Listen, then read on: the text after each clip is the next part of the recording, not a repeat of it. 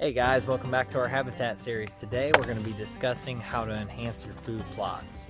Currently we're standing in one of our bigger food sources, and I'm going to show you exactly what we're working on and how you guys can enhance your food plots this season. So we'll start by talking about canopy reduction. We'll show you what we're talking about. So I know it looks like a mess in here right now. We're just felling hardwoods, a lot of hackberry.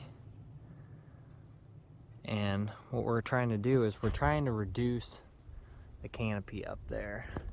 As you can tell, we're definitely getting more open sunlight through here.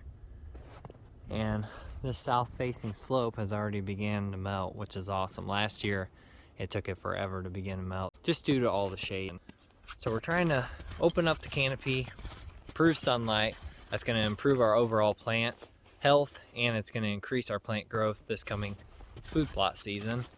And we're going to be enhancing bedding areas around the edge of this food plot as well. We tagged a ton of these hardwoods last year during the summer months when we knew exactly how much shade was in here, and when we came back through the beginning of this winter and we began felling these. We've already knocked down about 5 of them, got about 6 more to do. It's a lot of work, a lot of cleanup, but it is a manageable task, and you can do it with something as simple as just a chainsaw. I haven't even needed to use the 4-wheeler yet. Probably to load out a lot of these longer logs that we're cutting up. We'll probably bring it in here, maybe bring a trailer in here, load some of this up. But as of right now, all I've been using is a chainsaw. And as you can tell, it's getting really open in here. It's starting to look like a food plot. So we'll walk down to this other end here and we'll show you what we're talking about by edge feathering, because that's going to be the next step on this food source. After we open the canopy and we get better sunlight in here, better plant growth, it's also going to allow us to grow other crops that we wouldn't have been able to get a good germination rate from. So we're thinking about putting soybeans in this food source now. We're going to have full sunlight in this food plot, allowing us to grow soybeans. So probably what we'll do is in the spring, late spring, we'll plant soybeans. Then we'll come back through late summer, we'll plant our radishes and other brassicas, and then we'll still top seed all of this in September, early September, and our winter rye. And by using a blend like that, no matter what the deer may be craving at certain times of the year, there's going to be a plethora of food in here. It's going to allow those deer to use this food plot throughout the whole season instead of maybe just one part of the season. People get hung up on maybe just planting radishes or just planting a late season food source or just planting, soybeans.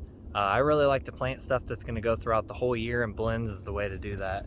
Definitely don't want to plant a monoculture where you're not going to have 4 months of deer hunting in this food plot.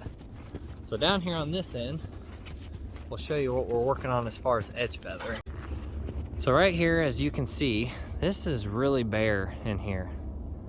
It's really open. Deer come down that hillside and then they trickle out into that ag field right there. But this is really bare, not much browse, not much cover.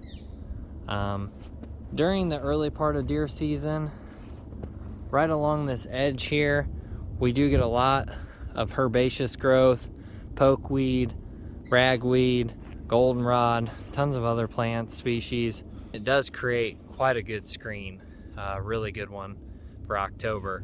But then as you get into later November, December, right around there, all that dies off, falls down. As you can see behind me, then this is what it looks like during late season. So what we're doing, we're coming through here. Got some hackberries right here. Haven't dropped that one yet, but we're hinge cutting these hackberry trees. And what that's gonna do is it's gonna create some side cover. There's gonna be new shoots that are gonna come off of here. This is all gonna grow up. It's gonna be woody browse for them. And then it's also gonna create cover through here.